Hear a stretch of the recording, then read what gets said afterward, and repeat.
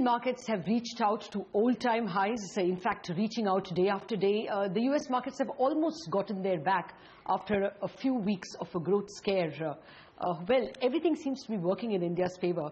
And it's at this opportune time that I have with me a person who is probably the best place to speak about India and the world and India's place in the world. I have with me Arshad Zakaria, the co-founder and president and chief executive officer of New Vernon Capital LLC. Now, New Vernon is a fund that invests in emerging markets with a special focus on India. But my focus today is also on Arshad himself. Arshad is brother of the renowned journalist Farid Zakaria, and more importantly, son of Rafiq Zakaria, a gentleman who was cabinet minister in both state and center for several years, I think 2 decades. So no one knows India and the world better than the Zakaria family. Arshad Zakaria, thank you very much for joining me. Well, let me start by asking you, do you think this is the best moment for investing in India? Do you think the confluence of global and Indian factors seem to be at their best? I think that's a very interesting question, because 2004 was probably the first time that India got popular on the global stage. But in my view, this is almost a better time for India. And I think there are 2 or 3 reasons. The first reason is you had a huge mandate in the election. Yes. You have a strong prime minister who has chief executive ability and ran a state successfully for several years. You have a central banker who's reputed and respected as a world-class central banker.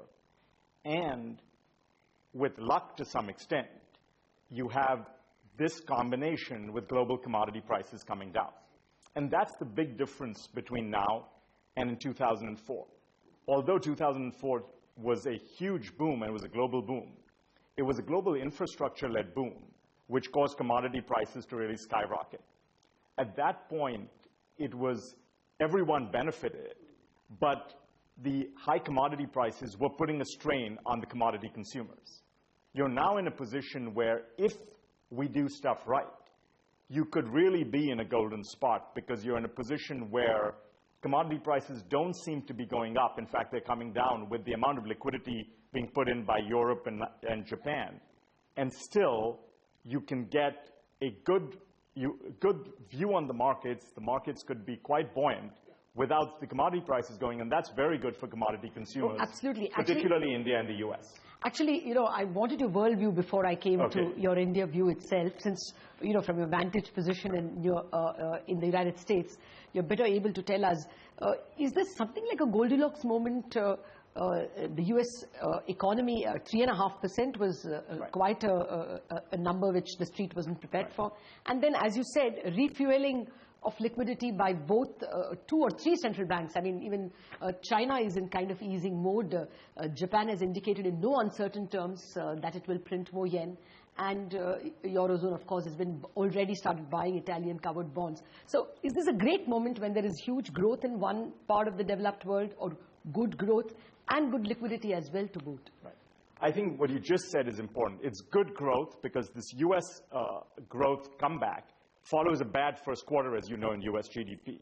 So US growth, I think, is in the developed world strong, but it's not very strong. And that, in some sense, combined with slower growth in Europe and Japan, will allow the Fed, I think, to be somewhat more cautious in terms of how they keep rates going. So from a liquidity perspective, I think you are in good shape. You have good growth in the US. Europe, as you said, is going to have to pump liquidity in because they have issues there.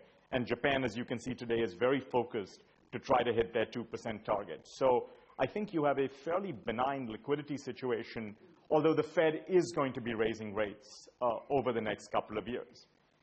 That has, from the US market perspective, US has been the best performing market for the last 3 years.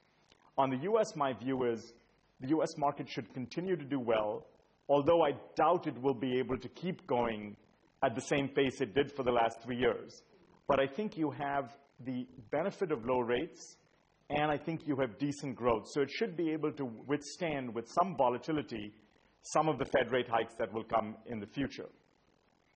The other countries will be more interesting. Europe, I think, has issues, and therefore we'll have to see if the monetary stimulus can be successful.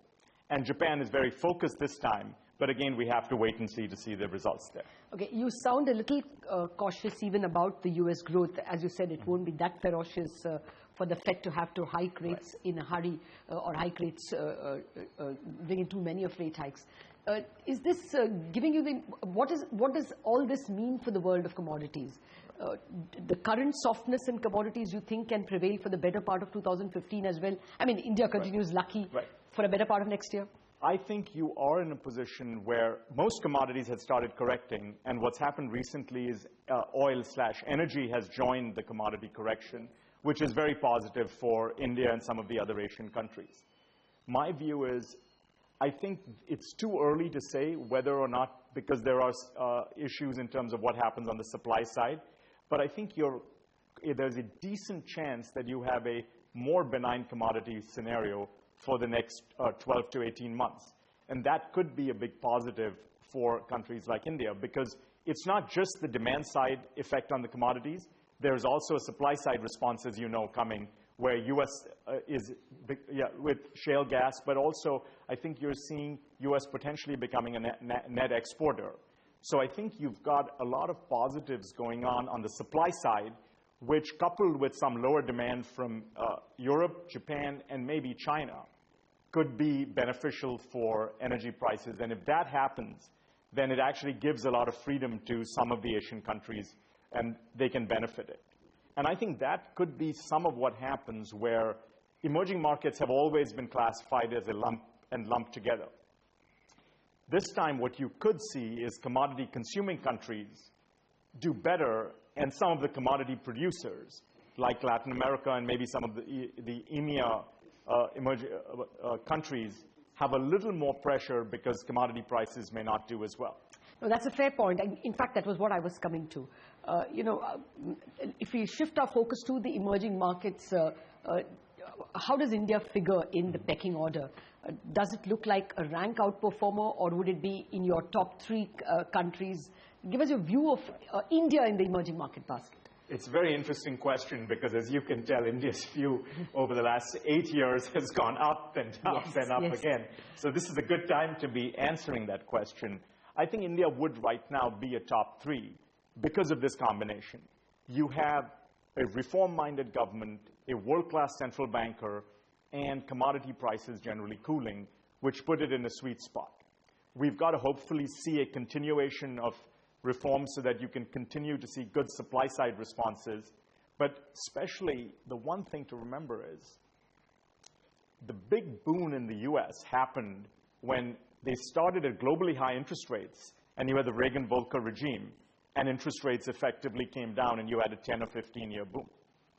In India right now, although people don't realize it, rates are very high by global standards. Absolutely. If the central bank and the government are together successful in containing inflation, and you can get rates to come down and the cost of capital to come down, that tends to be very good for financial markets and very good for the economy for a 5 to 10-year period. So especially over that time period, India should definitely be in the top 3 emerging markets. Now, obviously, you've got risk to this hypothesis, both some on the domestic front if inflation is not contained, and also, globally, if some disruptions take place in the Middle East or in other places, which could cause, price of commodities to go back up. But in the base case scenario, India is quite well positioned right now. Okay. Now, you said it would be among the top 3. Who are the rivals? Yeah. I would say it is the Asian countries. So you'd have to look at Indonesia, if they again have the opportunity to look at doing some reforms, Thailand, Malaysia. But my view would be commodity consuming countries should have a huge benefit here. An interesting fact is, I think, maybe 10 years ago, the Brazilian real was at 300, and the rupee was 44 or 45. Real, even with this correction right now, is at 245, and the rupee has moved to 61. So the correction, and I'm just using that as a commodity producing versus commodity consuming currency. You've had, a 30 to 50% correction, which makes countries like India very competitive in terms of what happens. I think if you look at the rupee versus the Chinese currency as well, you're seeing huge benefits over the last 10 years. So if China grows a little slower but doesn't have terrible growth, you should see pressure off commodity prices, which benefits these commodity-consuming countries. And their currencies are much more competitive than they were 10 years ago. So Absolutely. that's why I like the countries which actually are in countries which have benefited from commodity consuming. The US, incidentally, ends up being a big beneficiary. Cutting gas prices is a giant tax cut for the majority of the US population, and that's a big plus for the United States as well. On that note, Arshad, we have to take a break, but we are back with Arshad Zakaria and a lot more questions for him.